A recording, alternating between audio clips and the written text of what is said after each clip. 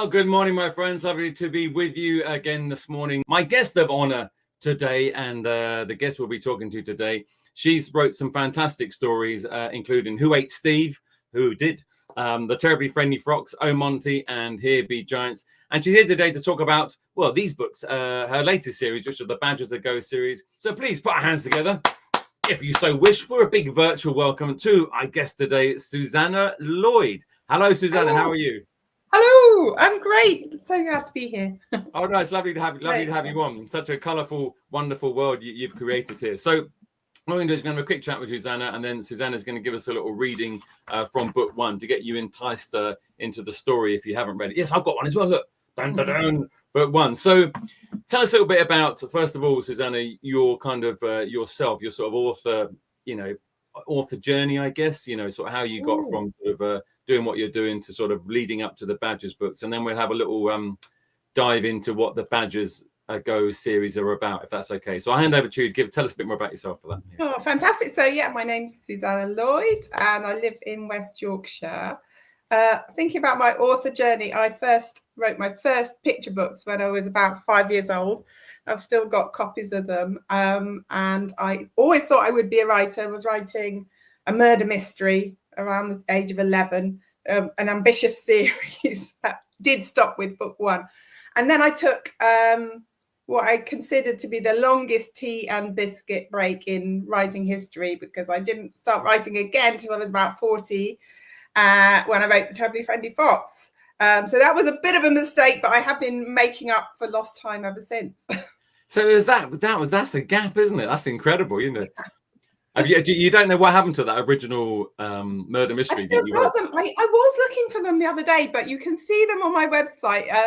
They're very similar to the stuff I'm writing now. I love The Scoundrel. So I've written, when I was 5, I was writing about foxes and wolves and naughty crows. I'm still doing it now. It's all in there. It's all in there. So bringing that to Badgers That Go. So Badgers That Go, as I understand it, you correct me if I'm wrong, is your sort of first sort of novel in that sort of sense, or novel series in that sort of sense. Why? Well, first of all, tell us what the Badgers That Go books are about. So just sort of give us a little. I know that's really difficult to do, isn't it? But sort of, obviously it's about badgers and they're going somewhere. But I'll hand over to you for that. Here we go. So in book one, our heroine, Lulu Wifton-Rear, she's just a daydreamy, distractible badger living an ordinary badger life, as you might expect. So she's snuffling around in the undergrowth. She's munching on beetles. She suddenly gets a call up to join the Rumpington Academy of Badgering, and she's told she's going to have to learn how to be a pilot. She's a little bit nervous, but then she's entirely shocked when she gets there, because she discovers that badgers have been sort of unnoticed among human persons for saying, ruling the place, basically getting things well done, because humans are very unreliable, as we all know, obsessed with thoughts of cheese, napkin, trifle, and larking about. So the badgers have actually just taken matters into their own paws, and they invented the badger-operated person. And this is what Lulu is going to be expected to pilot. But as you might imagine, they're a little bit harder to pilot than it might first appear. And although her teacher, Major Musty Rumpington, tells her that badgers do not make mistakes, Lulu just can't seem to stop making them. But it's okay. Oh, sorry, we're back on. No. Carry on. That's a teaser. Yeah. That's carry on. Well, it's going to be okay though, because all she's really going to be expected to do as a junior pilot, a beginner badger, is pilot a little reception age child. You just have to use a glue stick, do a few roly-polies. What can go wrong, really? And her best friend really believes in her. And also a mysterious student who I think we might be meeting later on via Nici, called Albert, thinks she's the very badger for the job. But we're not quite sure what job he has in mind. So you have to read to sort of find out. It's all mysteries and jokes. Just a couple of things you mentioned. Well, one of the things you mentioned, trifle. The trifle's a thing in that. Have you got a general love of trifle in your I have own life? Very, very big love of trifle. Yeah, if I was allowed just to eat trifle all day long, I just. Is that from your childhood as well? Were you like doing the murder mystery books and eating trifle? I'm a big I'm a big fan of the sort of 1970s, 1980s bird's eye trifle. Did you ever have? Do they still sell it? The what's these instant whip? Is it the sachet stuff? They still sell that. I don't think children will know. Do you remember that? Well, like, you used to get butterscotch and stuff. Yeah. I'm a really big fan. Sprinkles, all of it. All of it. And how often do you indulge in it in a trifle? If I may be so bold.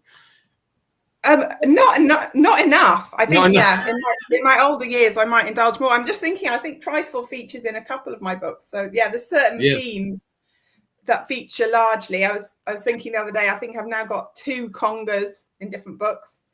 2 trifles. Your world's shaping up great. Murder mystery, congas, trifle. That's really I've got some themes. We want to come in and live in your world. It's great. Fantastic. Also, right, okay, so just before you get onto your first reading, in your sort of do you have to do much sort of research about badgers in order to sort of write the books? And if so, did he come up with a sort of a fun fact or something you didn't know about them?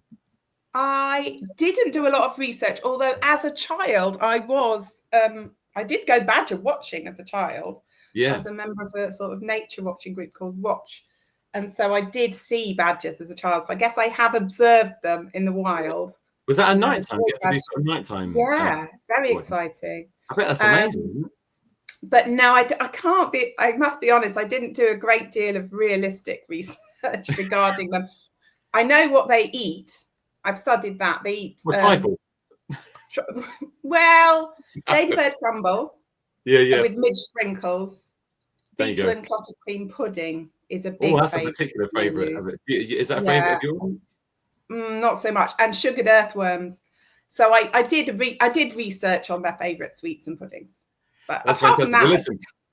Well, we're going to talk a bit more about the first book, and then we're going to sort of lead in today into the second book. The second book is out now or out soon? In August. Yes. In August. So if I hand over to you, Susannah's going to give us a little read, and we're going to show some of Nici's illustrations and some of the text up on the page as we do that at the same time. Is that right? So shall I? Yeah. I click this through, and here we go. And so I hand over to you for that. Are you okay with that? Oh, brilliant! Yes. So this is a bit slightly later on than the part I was telling you about. As I said, Lulu was scheduled in to pilot a reception age child. Unfortunately, there was a small mix-up in the schedules, and unfortunately, she was put in charge of piloting the Prime Minister, and not just on any day, on a very important day. A World Peace Conference. He's got to persuade all the leaders of the world to sign up to lasting world peace, which is not exactly easy to do, as you can imagine. But first, she really does need to keep a low profile. So she's been asked to eat some cheese and tomato sandwiches, which every human person loves to eat. So she's trying really hard, her hardest to fit in. So let's see, where shall I start from? Oh, it's almost easy, actually, thought Lulu. If only Wilf could see her now. He'd be so proud of her. The Prime Minister was getting faster, if anything, gathering speed as he munched. More trays were swiftly brought, and more and more and more. And by this time, Lulu was totally focused on the task in hand. Perhaps she really was the badger for the job, the badger you would want on your team. She was so focused, in fact, that it took her quite a while to notice the sound of the Major spluttering, "Stop it, stop it, stop it, stop it at once," into her earpiece. Lulu slammed on the brakes just in time to stop the last sandwich, grasped firmly in the Prime Minister's hand, which wobbled for a moment before coming to a standstill halfway to his face. "What the blazes are you doing?" seized the Major. "You were not meant to eat all the sandwiches. You are completely breaking all human sandwich sharing protocols." "I am?" squeaked Lulu. "Yes, do they look happy to you?" She pushed aside some of the piles of sandwiches to take a peek through the periscope. No, the humans didn't seem exactly happy. Indeed, the King of Switzerland, in particular, was beginning to narrow his eyes rather menacingly at the PM. "Oh, help," said Lulu. "The sandwiches were meant to be evenly distributed amongst the delegation," boomed the Major. "I repeat, evenly distributed. Do you hear me? We simply cannot risk causing any offence. Do read me." "Yes, I read you, sir," repeated Lulu, looking anxiously around her at the quantities of sandwiches that the PM perhaps should not have eaten on reflection. Right, muttered the Major. Now listen to me. Are there any sandwiches left which we could save this situation from disaster? Yes, sir. One, sir, whispered Lulu. It was the one that was clamped in the Prime Minister's hand, hovering halfway between the tray and his mouth. Okay, in that case, all is not entirely lost. We can move past this if we play our cards right.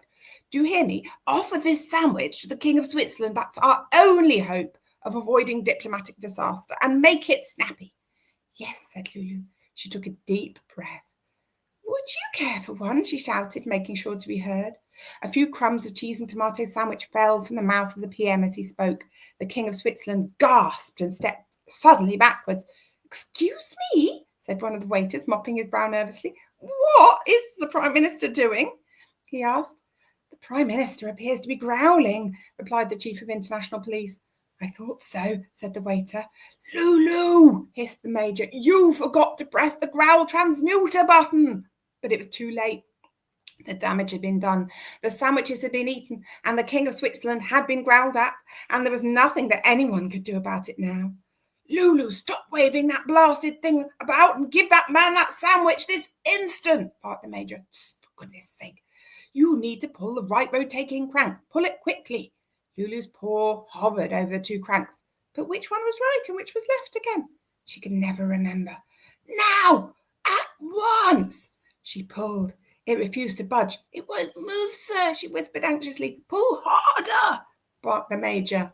And Lulu pulled harder with both paws this time, and the crank jerked back very suddenly. It was, and I cannot emphasize this enough, the wrong crank.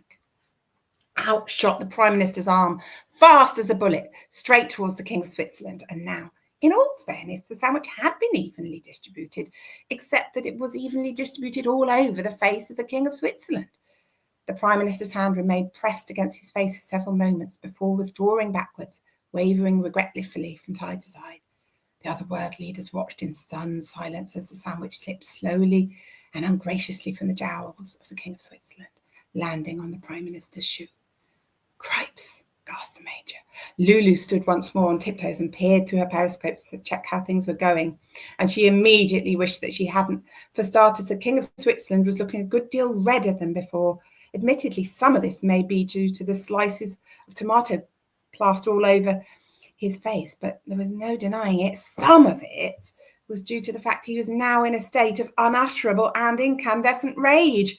How do you very dare, roared the King of Switzerland, incensed, aiming a punch straight at the Prime Minister. But it just so happened at that very moment, Lulu had begun to winch the Prime Minister downwards in order to retrieve the sandwich from his shoe. So the punch landed smack in the middle of the face of the Deputy Queen of Finland. Indeed, how dare you, screamed the Deputy Queen of Finland, outraged, aiming a punch back at the King of Switzerland, but slipping on a stray tomato, inadvertently smacking the Governor of the Bank of England smartly on the bottom. Unhand me at once, madam, shrieked the Governor of the Bank of England, rolling up his sleeves to join the fray and finding himself being simultaneously grabbed by the hair by the Emperor of Ecuador and kicked hard in the shins by the Chief of International Police. Take that, roared the Lord High General of New Zealand, foot now firmly pressed on the Emperor of Ecuador's head. She hadn't enjoyed a jolly good scrap like this since her school days. There we go. So you can see there the chaos and fun of the Badgers Go world in that. A lot of chaos. A lot of chaos. Just I'm going to have a quick question with you, and then we're going to go to the first draw along with Nici, and then back to talk a bit more about book one, and then go into book two. So, what gave you the idea about writing about badgers? You know, saving the world. I mean, you said you saw them as as children, stuff like that. But what was the kind of impetus, the sort of the start of all that? So I think I must have always been really fond of badgers, and I do find badgers with their musty smells and fuzzy bristles very funny, naturally very funny. But I first had the idea. There's an artist, I don't know if you've heard of him, called Saul Steinberg, who was doing really crazy kind of drawings in the 60s, and I love his work. And I was looking at it, and he has an amazing picture of a kind of cutaway of a person halfway, cut in half almost, with a rabbit in their head looking out of their eyes, and that was all it was. No title, just that. Wow. Yeah. And I remember looking at that and loving it, but thinking at the same time, if that was me, it wouldn't be a rabbit, it would be a badger. And I just had such a strong feeling about that it turned into a whole book. Isn't that incredible? It's amazing though. It's amazing in all our lives, isn't it? Like the little things that do sort of, you know, sink in and sort of stay there and kind of like, you know, are just become part of us, you know, and we're all so different than that. It's a wonderful thing. We're going to talk more about that in a minute. We're going to go to our first draw along now with Nici. You've seen some of her illustrations there, which Susannah just showed from the book there. And this is, I think this is a draw along of Lulu from the book here. So goodbye to you now, Susannah. We're both say goodbye, and I'm going to hand over to Nici to give us our little draw along. So enjoy this, pens and papers at the ready, and then we're back with Susannah after that. Here we go. Thanks, Mr Dilly. My name is Nici Gregory, and I'm the illustrator of Badgers A Go. Can I take this opportunity to introduce you to my very important studio dog, Coco? She keeps me company during the day, and we have lots and lots of coffee breaks together. Now, we go back to sleep. Shall we go and draw some badgers now? Have you got your pens ready? Get your paper. Let's go. Alrighty, so let's start drawing Lulu.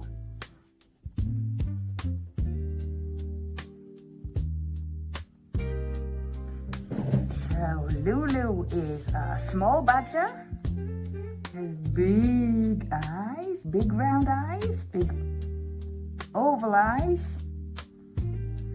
Let's draw the pupils to the right a little bit, just always looking over her shoulder, I feel.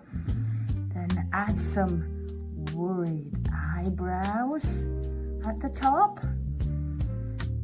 Then her little nose a little bit to the left, on her left, just under her left eye, I would say. Oh, she's concerned. But she shouldn't be, because she's very capable. I know that. So here we go. Little smile, some whisker spots, and right to the side of her face she has whiskers coming out. And at the academy they give them beautiful white silk scarves. Whoosh! Look at that go. Billowing behind her, because she's always on the go. So many adventures. And you draw a little line for the top of her head. And what goes on top of her head? Aviator goggles.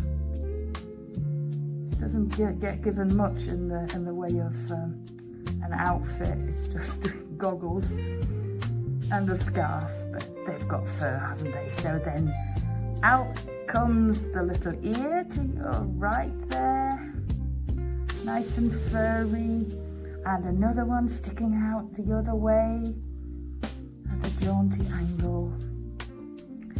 There we go. And she has two little arms, there, like so. Always fidgeting a little bit, because she's a nervous soul. There's a lot to be worried about, things to get right. She's always worried about doing things wrong. But she's doing just fine. She's rubbing up that scarf there. And next we do the tummy, which is obviously quite central there, right under her scarf. Out come the little legs at the bottom. Don't forget to draw lots of furry fur to cover her blushes, because she's not got much in the way of an outfit. There we go, but badgers aren't particular, are they? And there we have it. Bigger eyes. There we go. And that's Lulu for you there. There we go. There we go. Look at that. Brilliant, isn't it? Amazing. Now, if you want to watch that back and sort of pause at your own pace, you can use this link and you can sort of pause it, and then you can catch up in class if that was a bit fast for you from Nici there. Another draw along from Nici later on, but let's welcome back the guest of today's show, Susannah Lloyd. Hey, Susannah, how you doing? Good. I love that. Lovely to see Lulu in her motion. How it must be amazing that you obviously you think of this these characters, and then obviously it's the same for a lot of authors and unless they're author illustrators, and then it's sort of brought to life. How did that sort of process kind of work with Nici? How does that, and was it kind of how you imagined the characters in terms of what she drew? So it was so much better than I could have ever imagined. It was wonderful. So I really wanted to work with Nici because I worked with her before on Oh Monty, so I was just thrilled when she came on board with Badgers. And just the characters, like, it's like she looked inside my head and she saw the Badgers inside my head and she's just put them on paper. It's wonderful. But I think we're both really influenced by similar things. So when I was thinking about the voices of the Badgers, I was really influenced by black and white films that I love. There's a character, Albert, who I think was quite influenced by Orson Welles. I imagined him talking like Orson Welles. And a character called Ginger Rumpelwhisker, who is very glamorous sort of badger, who I think was a very Lauren Bacall type character when I was thinking about the way she spoke. And I know that Nici does exactly the same thing because she told me that the major here was very influenced by Terry Thomas, I think. So we're watching the same sort of old black and white movies, taking very similar influences. Yeah, no, I guess that I never really thought of it. I guess that really helps, doesn't it? If you sort of think of those characters, and kids, we don't know who any of those are, by the way. Just no, but you'll see but you'll see literally what they look like, and then you can really recognize them in the book, can't you? Those sort of characters. Yeah. It's interesting. Actually, that makes complete sense. It's really good, really good. When you this is kind of a bit of a fun question. When you start a book or writing a new book or during the process of it, do you have any kind of particular, I don't know, this is always interesting for kids, love this, any particular snacks or lucky sort of charms or music or anything you have that kind of help you kind of go through, or you wouldn't do without if you were writing it? I really do. My favorite snack of choice is penguin biscuit and ready salted hula hoops. But you have to take a little bit of each. You mix and match in the same way you would at a party. There's no point having one and then the other. So when I'm writing, I will be like a little hula hoop, little nibble of my penguin biscuit, perfect combination. But I'm very like that with music. So I can't really listen to any music that has words in it because I can't think of my own words if I'm hearing words. But so I often would listen to music that didn't have words, and I had a whole playlist that I would listen to every time I was trying to write this book. That was like old-fashioned music. So if the kids want to look up someone called Django Reinhardt, his music was really shaped this book. So I always had his music on when I was listening. Did you have it on like a loop? Do you have it like on a permanent loop as you're doing it? Django Reinhardt did so much music. I can't believe like you could listen to his music and never run out. Yeah. But that's a handy one, because if it was just the one song, that would be a little bit annoying. You have to just fill up on trifle just to get you through it. If you could have one, it doesn't have to be from Badgers to Go, but let's say it is, but it doesn't have to be. If you could have one of your book characters as a pet or a friend, who would it be? Who would it be? Isn't that nice? So it's got a nice question. As a pet or a friend. I can't have Lulu because I think that Lulu is me. So that would be a bit strange for me to have a pet that was also me, because I feel like I based her so much on myself. So I think I'd choose her best friend, who's Wilfrid C. Crumblepaw. He is the best friend. When I was writing him, I just tried to think, what is the best friend you could imagine having? And I wrote that. So I would definitely pick Wilfrid. Okay, sounds good one. Okay, a couple more quick questions. Then we're going to go through tell us a bit about Revenge of the Claw, which is obviously book 2, and then we're going to have a little reading from you about that. What do you think makes Lulu such a sort of a good sort of hero in this story? What sort of qualities has she got that kind of makes her such a good, a strong character, strong hero in this particular story? Wow. Well, I based her very much on myself, so it's difficult for me to say, like, am I a hero? I guess I've wrote a universe in which I get to be the hero, because she struggles with some of the things I struggle with. She can't spell Tuesday or biscuits. She can't do the upper reaches of the 7 times table, which I still can't do. She can't tell her left paw from her right, which I can't do. And so she's really at sea in this world where she's expected to be really efficient and amazing and essentially running the planet by these badger operated persons. But although at first it appears that Lulu is going to catastrophically fail because she after causing an international incident with the cheese and tomato sandwiches, she ever so slightly launches a huge rocket which hurtles towards Earth with her best friend Wilfred C. Crumblepaw tied to it. It looks like she's messed up big style, but it turns out that might not quite be the case. And sometimes the wrongest badger in the whole world might be the very badger for the job. That's often like that in life, isn't it? You think you've sort of like it's all gone wrong or gone south, as it were, and actually, when you look up the road, you look back and you go, actually, that was kind of good that happened. You know, I don't know if any of the children have ever experienced that. You will, I'm sure, if you haven't. Like one quick question, then tell us about Book 2, Revenge of the Claw. If you, this is quite a fun one, if you were undercover like Lulu, what disguise would you wear? Well, you don't know. I might be a badger operated person. In fact, I'm highly likely to be, as might you. So I'm thinking I might disguise myself as someone called Mr Dilly, who would be able to lead and encourage all the young human persons. Don't tell anyone. Don't tell anyone. I would choose to be. Yeah, I mean, the only clues really, they do look like any other person. Yeah. There's a few clues though, so I don't know if you ever kind of growling noises soon after or just before lunch or a few musty smells. There would be some clues. Yeah. However, I think, I would probably be somebody such as yourself. Well, I can do the growling noises before lunch, you know, most of the day, actually, I can understand where it's good. So listen, Revenge of the Claw, Book 2. Now, obviously, as we said, now not out yet, but you're going to give us a little reading from that. Tell us a little bit without giving too much away. So Book 1, and then where we find Lulu at the beginning of Book 2, and then kind of what sort of threat she's facing or she has to uncover in Book 2. So hand over to you for that, and then we go for a little reading after that. Here we go.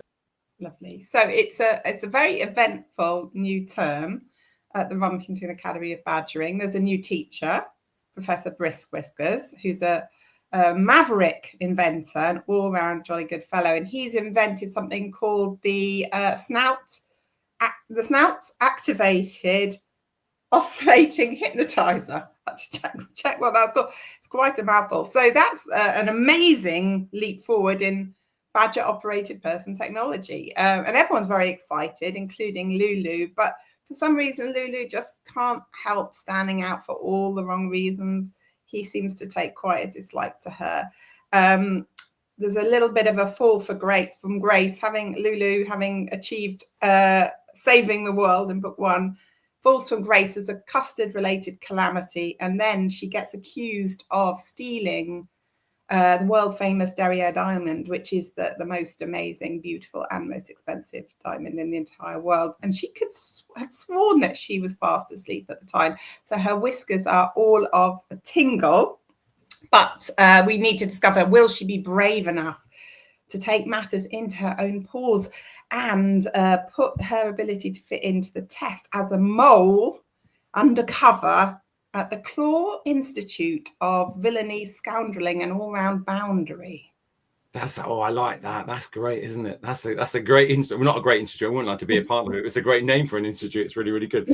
So, where are we going to? If we're going to, excuse me, just go to reading from Book 2. Where are we going to find this? Shall I share your screen? Oh yes, sorry. I need to. One second. I will just find our share screen and then we're going to go into Book 2 and tell us a little bit about where we are in the story for Book 2. Here we go. Shall I add that up?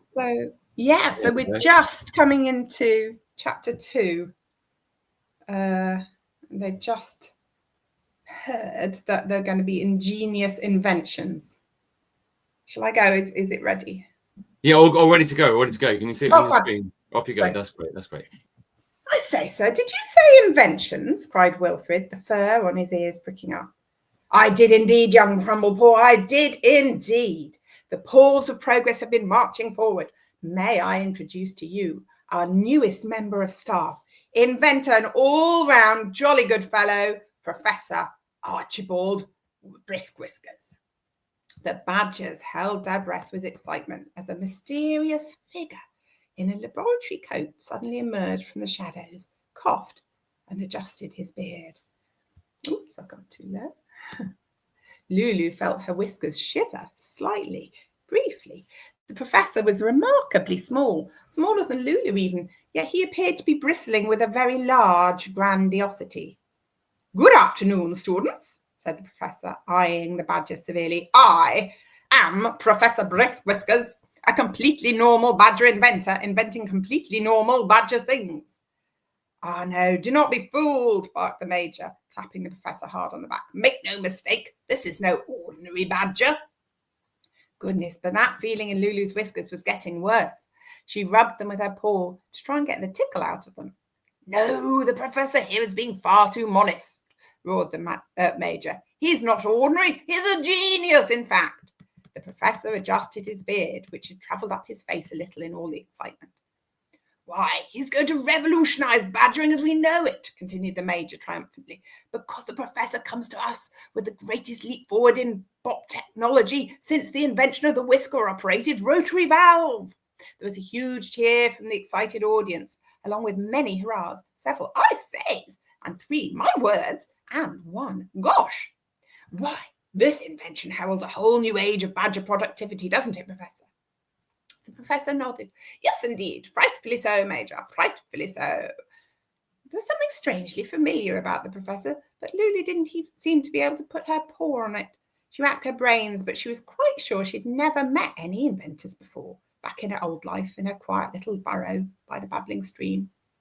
Over to you, Professor, said the Major. Would you like to introduce us to your invention? Nothing would delight me more, Major.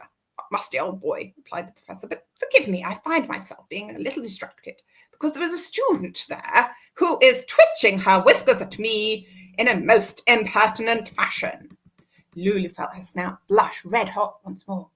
Which badger? Muttered the major, squinting at the class through his monocle. The too small one, the professor said, directing a withering gaze towards Lulu.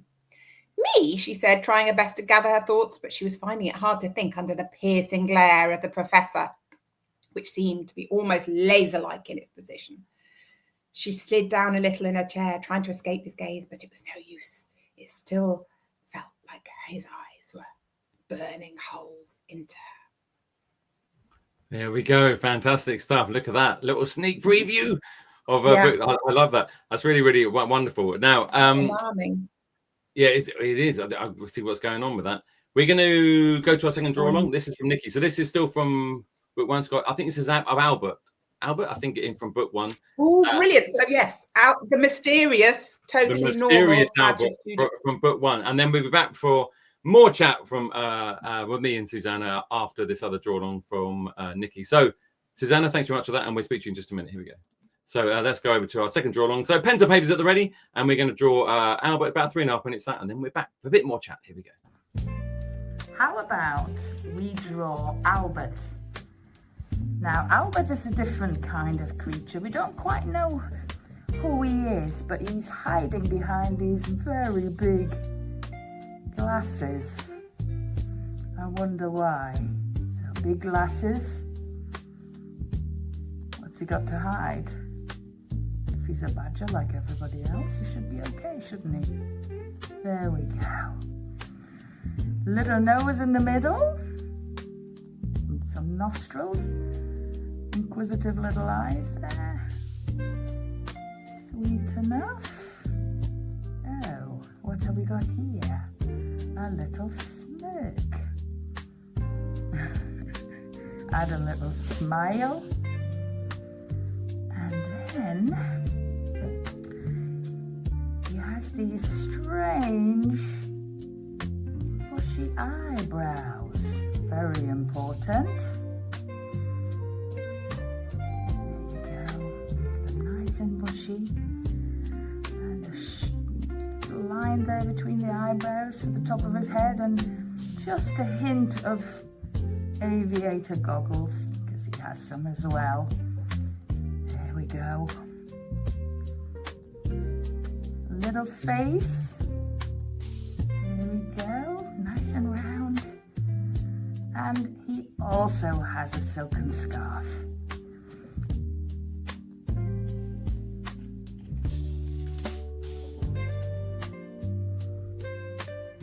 There we go, but strangely he has these odd whiskers. Not quite like the other whiskers of the other badgers. They seem a little bit odd and a little bit, how shall I say it, suspicious. And also there seems to be a piece of string that's holding them in place, almost as if he didn't have those whiskers himself, almost like he's disguised. There you go.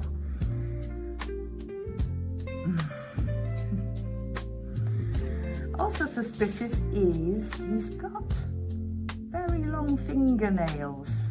There we go. Clutching his hands together. It's almost, is he plotting? He's rubbing his hands together. He's got a little furry little body. It's short, quite short, silky hair. And short little legs. And again, quite long toes.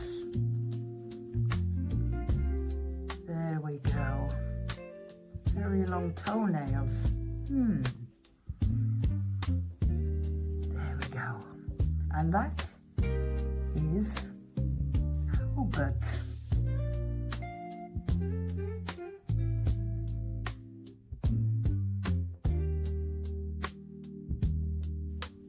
There you go.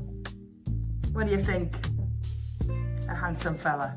I hope you enjoyed the draw along. Back to you, Mr Dilly. Goodbye, children. Bye-bye.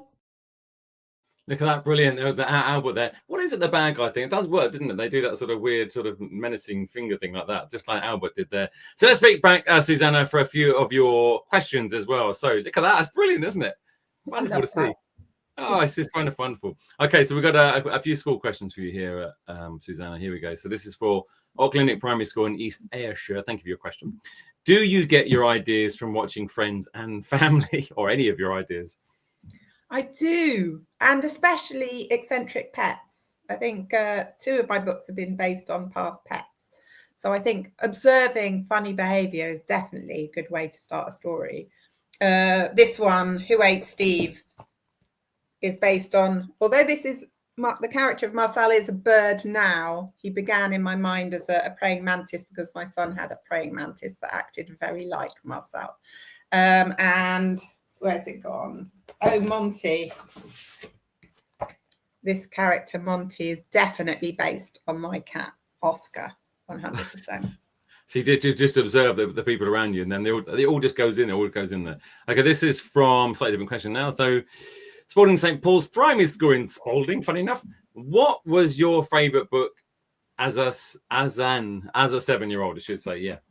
I wondered whether someone might ask me this. As you can see, look, there's a lot of books in my life, and loads of those books are from when I was a kid.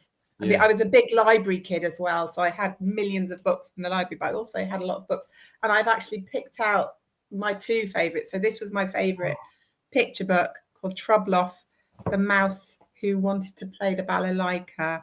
Oh, I wanted to be like him so much, by John Birmingham. But when I was about, maybe I was a bit older than 7, maybe I was 7 or 8. It was Fatty Puffs and Thinifers by someone called Andre Moroz. It's an incredible book. I don't think it's in print now, but I think you can get it secondhand. Have you got any pictures? You've got any pictures? Oh my goodness! Look at this land that they live in. They go into a mysterious land where there are only Fatty Puffs and Thinifers, and these 2 brothers have to make sense of this world where they're getting pulled apart. And I loved it. And of course, I mean, in the book, the Fatty Puffs and Thinifers are very different sorts of people. There's a Thinifer. The Thinifers are very strict. The Fatty Puffs are very laid back. And I always wanted to be one of the Fatty Puffs. Yeah. Are they your original copies from when you were? No, I think I bought that one. I bought that one about, I don't know, 15 years ago or something. Yeah. I don't know but it can be bought secondhand for sure. And it's got the best illustrations of any book ever. That's amazing. Thanks for that. Thanks for your question. It's lovely to see those books, Suzanne. Thanks very much for that. I could cover a quick other questions before we cover, and then we get back to here we go. So, what Siri Primary School, Rotherham? Thank you for your question. How do you decide what you're going to write about, and what does the planning stage look like? So, I guess two parts of that question there. So let's go over to you for that. Here we go. So, how I decide is what I'm going to write about is if I get an idea that just keeps whirling around in my head and makes me go, oh, I'm really excited about that, and it just bursts out with all sorts of ideas. And the way I tend to write in the beginning is I know I've got a good idea for a story. If I start hearing characters talking in my head, I know that makes me sound a little bit bonkers, but it's true. So for Badgers I Go, I really knew I had a bit of an idea when I first heard the character of Musty Rumpington, the old major in the story, starting to chat away in my head. And I was on a bus and I had to get whatever I had in my bag. I think it's bus tickets or an old kind of wrapper for an ice bun or whatever it was in my bag, and scribble down everything that he was saying as fast as I could.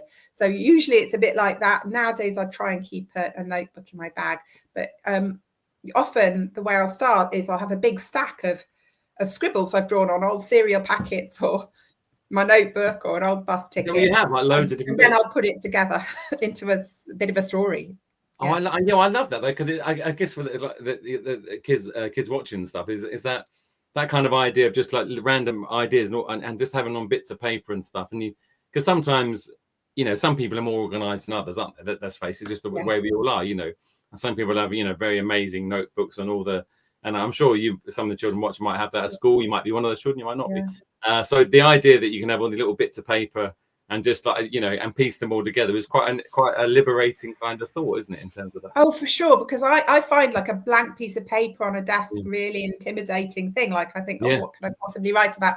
But so that it's much more messy for me. I'll have little scribbled ideas, something one character says, or maybe an event that happens in the middle of the story, and I just start to piece together what I've got and build it outwards from there. So it's really messy and not at all neat. No, but I love that. I love that. That's really good. And this kind of leads into that, and it's our last sort of school question today. We've got a few more for you, but we'll probably run out of time. But Richmond Avenue Primary School, Essex. Any tips on how to improve our writing? I mean, you gave some good tips there about just sort of getting stuff together. But any other particular sort of writing tips? I've got 3 tips. Get some penguin biscuits and hula hoops. Essential. 2. You need to get really good at daydreaming. So one of my planning stage things is I just go for lots of walks or just stare into space a lot. So don't worry about writing things down too quickly. Just let ideas float about in your brain. And number 3, if you're really good at pretend play or acting or pretending, that's basically how I do my writing. I do that inside my own head. I pretend I'm different people and get them talking to each other. So if you can do that, just imagine your characters chatting, write it all down. That's good. I love that what you said earlier about the voices of sort of people, you sort of old film stars and stuff you sort of heard in your head. And that's a really good way in it. It's just really good, isn't it? So the way that person talks or the way that person looks, and you sort of a bit like you just said, you sort of piece it all together and come up with these little characters and ideas and stuff, which is lovely, isn't it? Exactly. And one more tip if we've got time is just write the book that you want to read. So don't worry about anybody else. If something makes you laugh, just write about that. I think that's a good tip. Really interests you or amuses you, that's what you should be writing about. Fantastic. Okay, I'm going to give you 2 very last quick questions, not from schools, but these are just a couple of ones that came up for me. So I can't even know if I'm saying this right. Hullabaloo. Hullabaloo. Is that how I say it? Hullabaloo? I say hullabaloo, but I don't hullabaloo. think... There we go. Hullabaloo. So listen, tell us about hullabaloo. What's that about?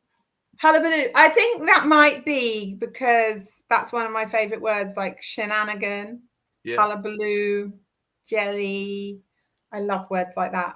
There's certain words that just amuse me and make me laugh. And there's loads of words in Badgers I Go. I think the word rump comes up a gazillion times because I just love it. Too much welly. That's it. Too much welly. Bristles. There's certain words as well that just get you feeling excited about a book that you can put all your favourite words in it. I don't know if I've got hullabaloo in this book. I don't know if it is. I don't know, but it's just it came up. I'm going to this is a little challenge for all the children watching, and whether they watch later or today. Okay, today you've got to find a way of putting hullabaloo into 3 conversations somehow or another with your parents or carers or friends or wherever it's going to be. Hullabaloo into 3 conversations naturally. I don't know how you do that. That's entirely up to you.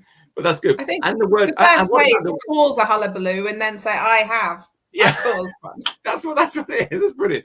Listen, Susannah, it's been an absolute joy to have you on. It's great to have those draw-alongs from Nici as well. So Badgers to Go, book 1 of course is out now. Second book out in August, and you've just got a sneak preview reading from that as now. But been a brilliant guest today to have on the show for this Badgers to Go special. So let's do a big sort of virtual round of applause here. Susannah Lloyd, thanks, Susannah. Lovely to talk to you. Thank you so much. Best of luck. Thank you. Bye. Bye. So I love you, Susannah Lloyd, there for our Badgers to Go special today. Hope you enjoyed that and enjoyed those draw-alongs. Big thank you again. Big thank you for you for watching. And as always, it's Mr. Dilly Meets. I'm Mr. Dilly, and it's goodbye from me, my friends, and lovely to see you all again. And it's goodbye from me. Goodbye. Thank you very much for watching. Bye-bye.